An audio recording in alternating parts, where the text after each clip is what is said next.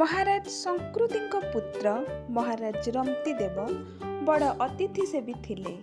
ଆମେ ଯେତେବେଳେ ଭ୍ରମଣ କରି କରି କ୍ଳାନ୍ତ, କ୍ଷୁଧାର୍ତ ଓ ତୁଷାର୍ତ ହୋଇ କୌଣସି ଘର ଦେଖି ସେଠାକୁ ଯାଉ, ସେତେବେଳେ ମନ ଭିତରଟା କ'ଣ ଯେ ହୋଇଥାଏ ତାହା କେବଳ ଅଙ୍ଗେ ନିଭାଇଥିବା ଲୋକ ହିଁ ଜାଣେ। ଏଭଳି ଅତିଥିକୁ ବସିବାକୁ ଆସନ ଦେବା, ମଧୁର ବଚନ ଦ୍ୱାରା ସ୍ୱାଗତ କରିବା, ହାତ ଗୋଡ଼ ଧୋଇବାକୁ ଦେବା ଓ ପିଇବାକୁ ପାଣି ଦେବା ଏବଂ ଯଦି ସମ୍ଭବ ଖାଇବାକୁ ଦେବା ବହୁତ ବଡ଼ ପୁଣ୍ୟ କାର୍ଯ୍ୟ।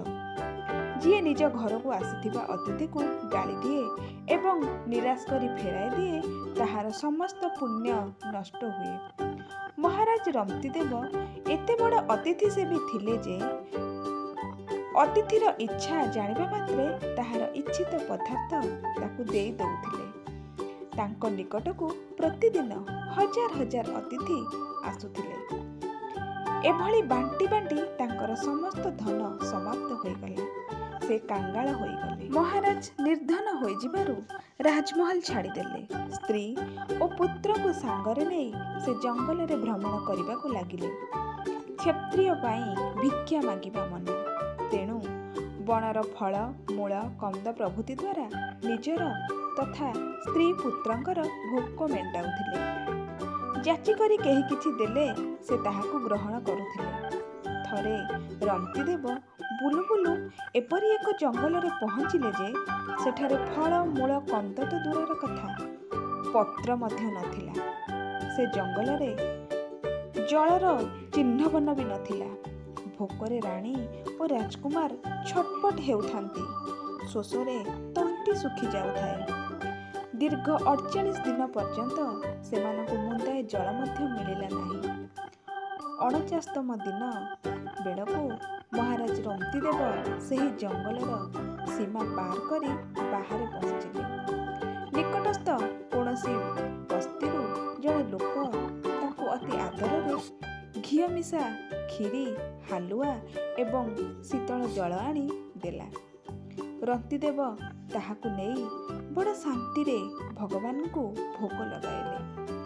48 ଦିନ ଉପବାସରେ ମୃତପ୍ରାୟ ହୋଇଥିବା ରନ୍ତିଦେବଙ୍କ ମନରେ ମଧ୍ୟ ସେତେବେଳେ ଏହି ଦୁଃଖ ଥିଲା ଯେ ଜୀବନରେ ଆଜି ପ୍ରଥମ ଥର କୌଣସି ଅତିଥିକୁ ଭୋଜନ ନ କରାଇ ତାଙ୍କୁ ଖାଇବାକୁ ପଡ଼ିବ। ସେତେବେଳେ ଜଣେ ବ୍ରାହ୍ମଣ ସେଠାକୁ ଆସିଲେ। ବ୍ରାହ୍ମଣ ଜଣକ କ୍ଷୁଧାର୍ତ ଥିବାରୁ ଖାଇବାକୁ ମାଗିଲେ। ରାଜା ରନ୍ତିଦେବ ତାଙ୍କୁ ଦେଖି ଅତି ଆନନ୍ଦିତ ହେଲେ ଏବଂ ଅତି ଆଦରରେ ବ୍ରାହ୍ମଣକୁ ଭୋଜନ କରାଇଲେ। ବ୍ରାହ୍ମଣ ପେଟ ପୂରା ଭୋଜନ କରି ଚାଲିଗଲେ। ଅବଶିଷ୍ଟ ଖାଦ୍ୟରୁ ସ୍ତ୍ରୀ ପୁତ୍ରଙ୍କୁ ଦେଇସାରି ନିଜ ଭାଗ ନେଇ ଭୋଜନ କରିବାକୁ ବସିବା ବେଳେ ଜଣେ ଭୋକିଲା ଶୂଦ୍ର ଆସି ପହଞ୍ଚିଲା।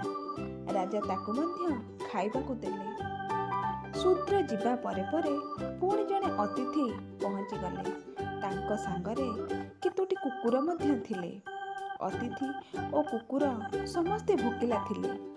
ରାଜା ଅତି ଆଦରରେ ସବୁତକ ଖାଦ୍ୟ ଅତିଥି ଓ ତାଙ୍କର କୁକୁରକୁ ଦେଇଦେଲେ। କେବଳ ତାଙ୍କ ପାଖରେ କିଛି ପାଣି ଅବଶିଷ୍ଟ ରହିଲା। ରନ୍ତିଦେବଙ୍କ ଭାଗ୍ୟରେ ସେ ପାଣି ମୁନ୍ଦାକ ମଧ୍ୟ ନଥିଲା। ଶୋଷରେ ତାଙ୍କ ପ୍ରାଣ ଛଟପଟ ହେଉଥାଏ।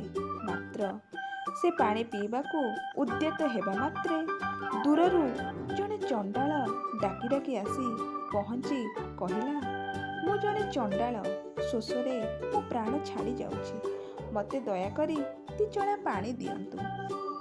ରନ୍ତିଦେବଙ୍କ ଆଖିରୁ ଲୁହ ଝରି ଆସିଲା। ସେ ଭଗବାନଙ୍କୁ ପ୍ରାର୍ଥନା କଲେ, ପ୍ରଭୁ, ଯଦି ମୋର ଏହି ଜଳଦାନରେ କିଛି ପୁଣ୍ୟ ଥିବ ତେବେ ତାହାର ଫଳସ୍ୱରୂପ ମୁଁ ଏତିକି ଚାହେଁ ଯେ ଏ ସଂସାରର ଦୁଃଖୀ ପ୍ରାଣୀମାନଙ୍କର ଦୁଃଖ ଦୂର ହୋଇଯାଉ। ଏହା କହି ସେ ଅତି ଆନନ୍ଦ ମନରେ ସେହି ଚଣ୍ଡାଳକୁ ଅବଶିଷ୍ଟ ଜଳ ଦେଇଦେଲେ। ଚଣ୍ଡାଳ ଚାଲିଯିବା ମାତ୍ରେ ମହାରାଜ ରନ୍ତିଦେବ କ୍ଷୁଧା ଓ ତୃଷା କାରଣରୁ ମୂର୍ଚ୍ଛିତ ହୋଇ ତଳେ ପଡ଼ିଗଲେ।